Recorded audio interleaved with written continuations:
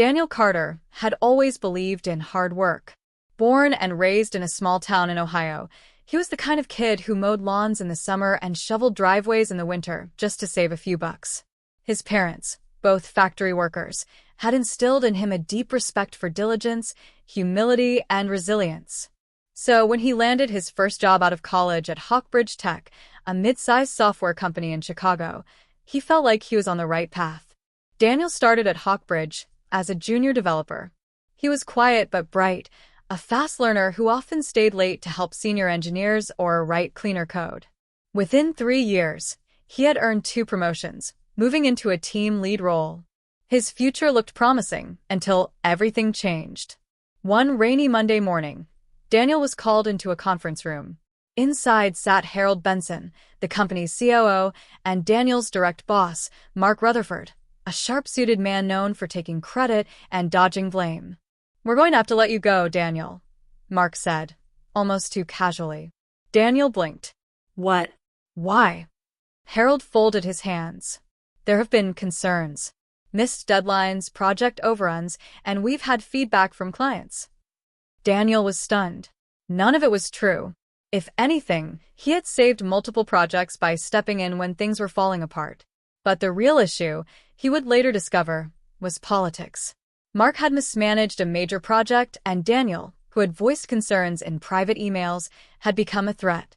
Firing him was a convenient way to silence criticism and shift blame. He left with a cardboard box of belongings and a storm of humiliation brewing inside him. Daniel didn't wallow. He couldn't afford to. But instead of jumping back into another corporate job, he decided to build something of his own. He used his savings to rent a tiny office space and started a small development agency called Cornova Solutions. At first, it was just him and a borrowed laptop, taking freelance gigs from Craigslist and Upwork.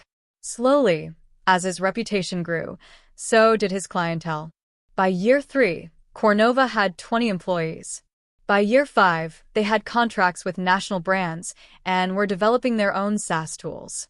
Daniel had matured into a sharp entrepreneur, still humble but no longer naive. Then, in the 8th year, opportunity knocked. Hawkbridge Tech had changed hands and struggled under poor leadership. Mark Rutherford had been promoted to CEO after Harold retired, but he lacked the vision or people skills to steer the company forward. The company bled talent, missed product deadlines, and lost several key contracts, including one to Cornova. Daniel read the trade headlines one morning: Hawkbridge Tech exploring acquisition options amid financial trouble. He stared at the screen for a while. Then he made a phone call. A few months of negotiation followed. Daniel had the capital, thanks to a recent investment round and his growing valuation. The board at Hawkbridge, desperate and embarrassed, accepted the offer. The day the deal closed, Daniel stood in the same lobby he had been escorted out of 9 years earlier. This time, he was the owner. He didn't throw a party. He didn't fire people for revenge. But he made some key changes. Mark Rutherford was called into his office. "Daniel," Mark said, avoiding eye contact. "I didn't expect."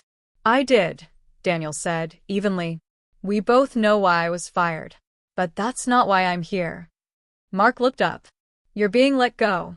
But not because of what happened back then," Daniel said. "You've run this company into the ground. Your employees deserve better." Daniel handed him a severance agreement and stood, signaling the end of the meeting. Under Daniel's leadership, Hawkbridge was integrated into Cornova's growing ecosystem. Employees were treated with fairness, innovation returned, and the company regained its relevance. He didn't just save the company, he transformed it. Years later, at a tech conference where he gave the keynote speech, someone asked him during the Q&A, "What advice would you give to someone who's just been unfairly fired?" Daniel paused, then said, "Sometimes being pushed out is the best thing that can happen to you. It gives you room to grow into something bigger than you ever imagined." He smiled. "And if you work hard enough, you just might end up buying the place that kicked you out." The ghosts of Hawkbridge. Taking over Hawkbridge wasn't a triumphant movie ending. It was the beginning of a harder chapter. The company Daniel had once admired was now a hollow shell of what it had been. The hallways were quiet. The few remaining employees walked with their heads down. Many remembered Daniel, not as a founder or CEO, but as the quiet guy who was weirdly let go. He walked past his old cubicle on the third floor. It had been stripped bare and repurposed into a storage closet. Strange how something so significant in your memory could be so utterly forgotten by the world. But Daniel hadn't returned for nostalgia. He was there to rebuild, on his own terms. Daniel's first few months as the new owner were focused on rebuilding culture, not just products. He met with every team individually: engineering, marketing, HR, even the janitorial staff. "I'm not here to play savior," he told them, "but I know what it feels like to be unheard. That stops today." He instituted 360-degree feedback, flattened the rigid hierarchy, and introduced a transparent roadmap. For the first time in years, employees felt safe speaking up. But not everyone embraced the change. The resistance. Some senior managers, leftovers from Mark's regime, saw Daniel as a threat to the old ways. One in particular, Nancy Geller, the longtime director of operations, challenged him in a board meeting. "You're moving too fast," she said sharply. "There's no data to support dismantling our existing structure." Daniel looked her in the eye. "You mean the structure that led to 6 consecutive quarters of losses and a 38% turnover rate?" Silence. He didn't fire Nancy. Instead, he invited her to lead a new initiative, reimagining Hawkbridge's internal training and mentorship programs. She accepted. 2 years later, she became one of his most trusted advisors. As Hawkbridge began turning a profit again, Daniel launched an internal incubator program that gave employees time and funding to pitch their own ideas. One of those projects, an AI-powered data visualization tool, went viral in the tech world and brought in $20 million in revenue in its first year.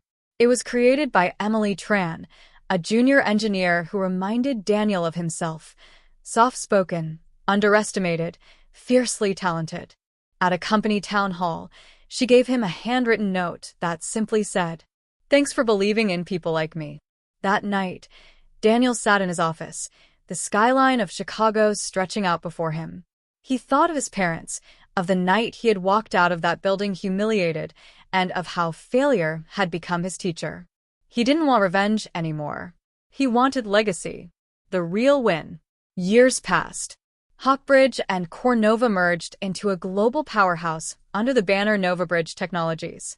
Daniel became a sought-after speaker, advisor, and investor, but he never chased the limelight. He stayed grounded. Once, during a podcast interview, the host asked him, "If you could go back in time to the day you were fired, what would you say to your younger self?" Daniel chuckled. "I'd say, thank him. That guy didn't give up. He didn't get bitter. He got better." Mark Rutherford now ran a boutique consulting firm in Florida. He often told stories about his time as CEO of Hawkbridge, but he never mentioned Daniel. Not once. Daniel didn't mind. Because the best revenge isn't showing them what they lost. It's becoming someone they can never be.